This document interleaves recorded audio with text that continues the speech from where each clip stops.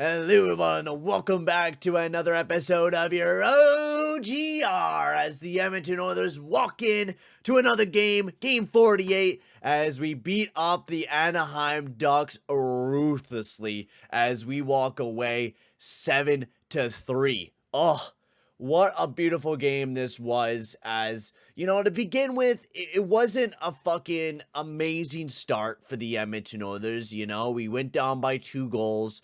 It wasn't looking too phenomenal. We weren't doing a great job on our PK.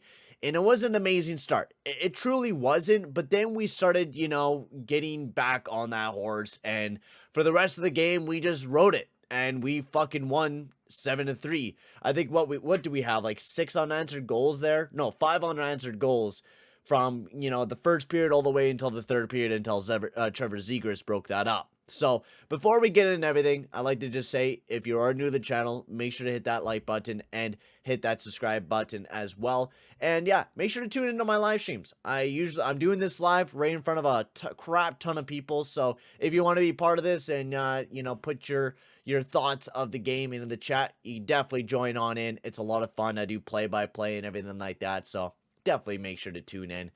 So let's get into these games and talk about everything that happened. So Adam Henrique got the first goal of the game, his 7th of the season. It was a nice bomb from the point by Fowler. Henrique poked it in the back of the net. Now, we were not doing a great job of getting it out of our own zone, first of all. We weren't doing a great job of it, and I think that was the biggest thing to kind of talk about, is that we were horrible on our PK. I mean, we did not do that bad of a job to finish off the game. Like, we finished, we didn't really have very many, PK opportunities. But the last PK that we did have, we did finish it, and we actually did finish it off. But we were 1 for 3 on our PK throughout the night, which I definitely think, we've been doing pretty good. It was just this game we had a bit of an off night, and a lot of those shots were tips in the back of the net too. They were a little bit rough ones.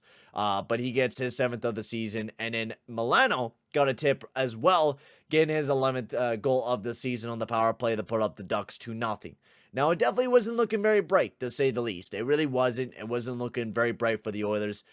And then it just started turning the motors in. Let's get into talking about the motoring of the Oilers. Evander Kane on the power play gets his 4th goal of the season, and what a beautiful snipe this was by Mr. Evander Kane, as he threw it just right into the back of the net. It was an absolute beautiful goal by Evander Kane. And then Derek Ryan got his 4th goal of the season from a beautiful shot from CC, who then Derek Ryan poked it or tipped it into the back of the net. And then Jesse Puljujarvi got his 12th goal of the year right off his boot right into the back of the net. Leon Draisaitl caused a turnover, getting his 34th goal of the season. And shout out to Lauren as well, who still sticks into the stream, is a huge Ducks fan, and we walloped her, or walloped her team, and still in the stream. Much respect, man, much respect.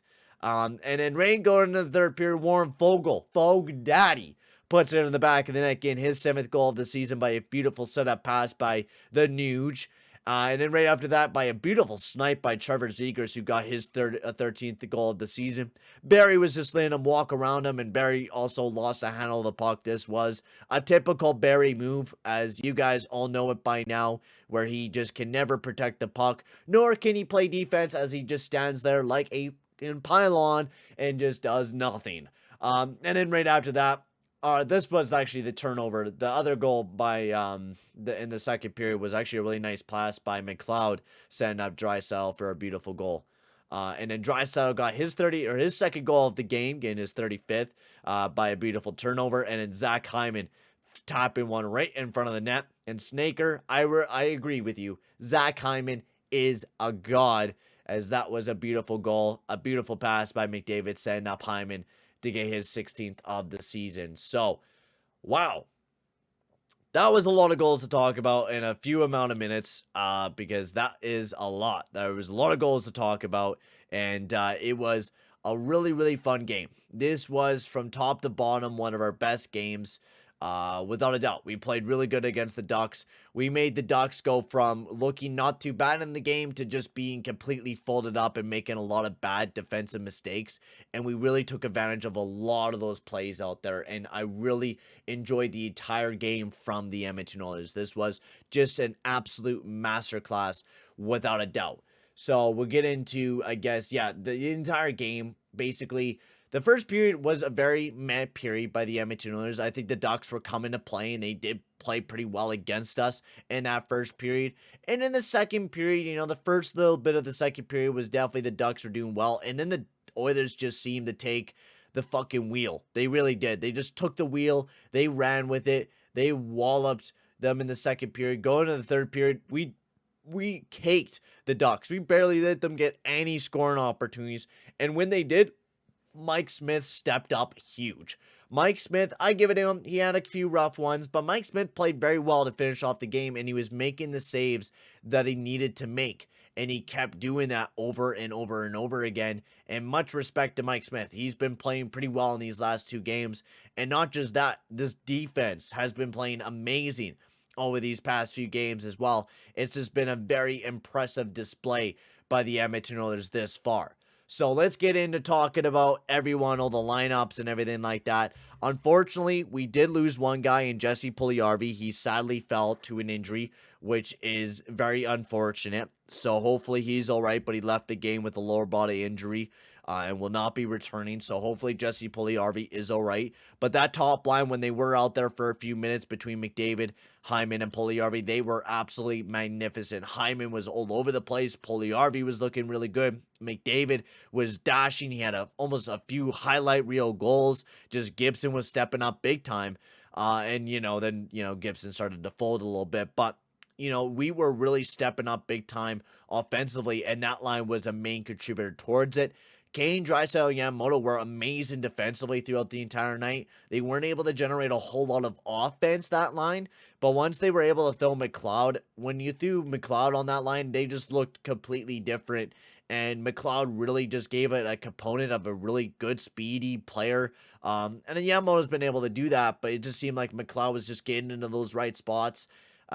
Both very similar players, but McLeod, I don't know. He just seemed to work alongside of Kane and Draisaitl a lot more, and I really liked it. The third line people are talking about, Snaker was just talking about the new Derek Ryan and Fogle line, which has just been an absolute amazing line for the Edmonton Oilers. They've been generating so much offense lately, and they have just been playing absolutely massive for the Edmonton Oilers. It has really been entertaining, like super entertaining to say the least.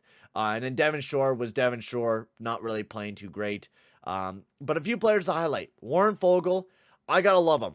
I gotta give him very much big respect. Fogle has been absolutely amazing over these past few games. These past two games, he's been amazing.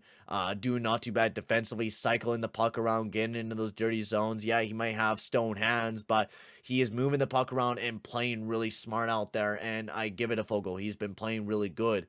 And also Derek Ryan as well. I've been fucking loving Derek Ryan. I was a big fan of him when we did pick him up. He got first star of tonight's game, which he well deserves it because he was amazing for the team tonight. He was doing a lot of good out there. Absolutely loving him. Great two-way game. Great offensively.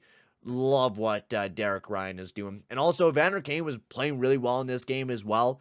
Generating some offense. And he was just such a pest out there. Pissing off a lot of the Ducks guys. You just aggravating everyone ever since he went after Troy Terry there in the middle of the game. Like everyone was just ticked off at Evander Kane, and they took some dumb penalties, especially when Sam Carrick took an unsportsmanlike conduct in the third period there, and they just kept taking stupid penalties. And I think we definitely took advantage of that, especially since we actually did get a power play goal finally by Evander Kane. Moving into the defense, we played 7D again. CC played the most minutes tonight, which I got to give much respect to Woodcroft. He's actually not overplaying Darnell Nurse. And that's the same with McDavid and Draisaitl. Like, they're actually not overplaying those guys either. Yeah, and CC, they haven't really been playing him a whole lot, which is, I got to fucking say, is amazing. Or not playing Nurse as much. I'm playing a little bit more of CC, who CC has been stepping up. Honestly, he's been playing quite well over these past few games for the Edmonton Oilers, and honestly, he's been impressing me. to be quite honest. He's been playing really well defensively. He's been all right offensively, able to move the puck out. He hasn't been looking too bad. He didn't play too well alongside an Emelainen, and would like to see him play alongside a Legason a bit more. But honestly, he didn't play that bad alongside a Nurse, and would like to see that a little bit more. And I don't know why we continue to do Barry and Barry Nurse, which Barry didn't get a whole lot of power or 5-on-5 time tonight. Bouchard actually got more 5-on-5 time than him, so it's interesting to see that Woodcroft is slowly learning that Barry's just not that reliable of a defenseman. And then Broberg, not too bad of a night for him. I thought he was pretty good offensively, not too fantastic defensively. Legason, I think he had a really good night, was really physical, was really making some good defensive moves, was moving the puck out, was being a really good player. I was really enjoying what he was doing. Nemelainen, big body, not playing too bad defensively, especially alongside of Bouchard. So I thought that was interesting, but honestly, not too bad of a night. And I'm excited to see what will happen with the next few games. As Bryce says, what do you think about or about the upcoming games? I think it's going to be definitely rough, but I'm excited for it. You know, these games were huge for us. We were playing really good. We gained some momentum. We gained some ground. We're back in the playoffs, but now we just need to continue that. We have some big games against Winnipeg and Minnesota this weekend, so it's definitely going to be some tough ones. And then also we got, Tampa Bay next week on Wednesday, and then Florida and Carolina on a back-to-back as well. So it's going to be really interesting to see what we will be able to do against tough teams, like some of the best teams in the NHL, some of the best NHL coach teams in the NHL as well. And I'm excited to see how Woodcroft will deal with that type of pressure, especially playing against the Stanley Cup winning team and the Tampa Bay Lightning. Freedom Warrior says Smitty made some stellar staves, both in the second second in the game. Still tight, gave us an opportunity to pile up the goals, putting it out of reach for the Anaheim Ducks. And yeah, without a doubt, Smith was doing really good, especially when it was a close game. And I was really a big fan of that. I guarantee Woodcroft wants Barry to be traded. I, without a doubt, agree with you, Kurdam. I would absolutely love to see Barry getting traded because he has been absolutely horrible out there. But thank you very much for tuning into today's episode of the OGR. I will be once again back with you probably for a doubleheader of an OGR for the Winnipeg Jets Minnesota Wild game, because I'm going to be heading off to go see my family for a little bit. So thank you very much for tuning in, and I'll see you guys all in the next one. Adios, amigos.